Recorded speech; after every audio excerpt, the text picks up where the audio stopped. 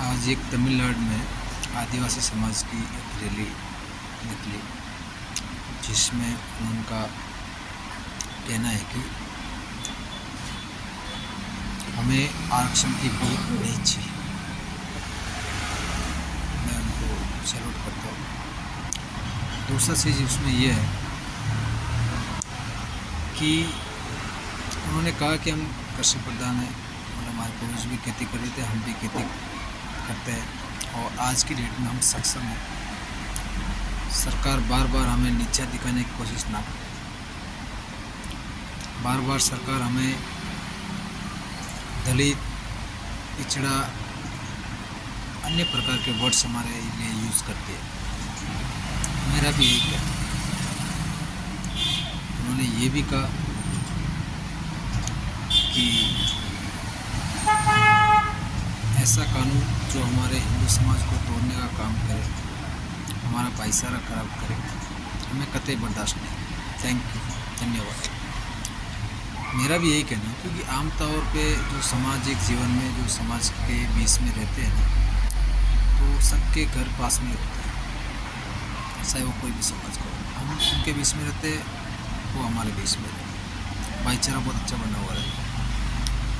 तो ये जो वर्ड्स है ना, दलित, पिछड़ा, ये मैंने सरकार के जो नेता है पार्टियों के, इन्हीं से सुनता हूँ रैली के दौरान या किसी भी कभी भी। सामाजिक जीवन में मैंने ये वर्ड्स कभी नहीं सुने। मेरी करीब 38-40 के आसपास एज हो गई, बट मैंने कभी एज नहीं सुना। तो मेरा ये मानना है, धिक्कार इस सरकार को, ऐसी सरकार, निकम्मी सरकार को बाइकआउट करो जो हमारे हिंदू समाज को तोड़ने का काम करती है। ठीक है ना। एक तरफ आप देखो, बांग्लादेश, पाकिस्तान में जो हिंदू है ना, उनका हिंदू होना ही एक सबसे बड़ा गुनाह है। जाति तो बहुत दूर की बात है, जाति तो एक सेकंड थिंग है, और उनके लिए हिंदू होना भी बहुत बड़ी बात है।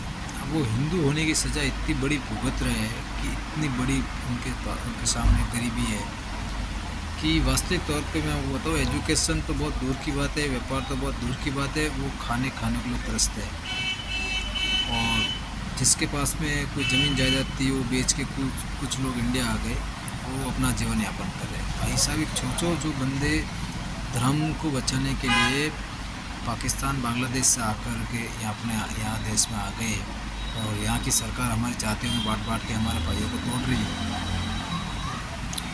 भाई, इक्का दुक्का चीज़ कभी होता है सालों में एक बार, तो हो सकता है उनकी कोई आपसी रंजिश होती है।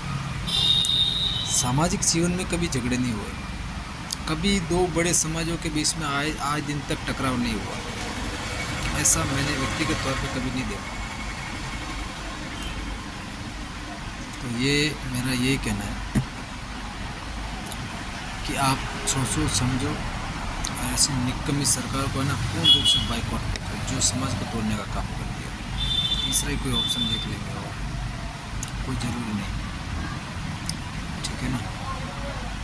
जय हिंद, जय भारत।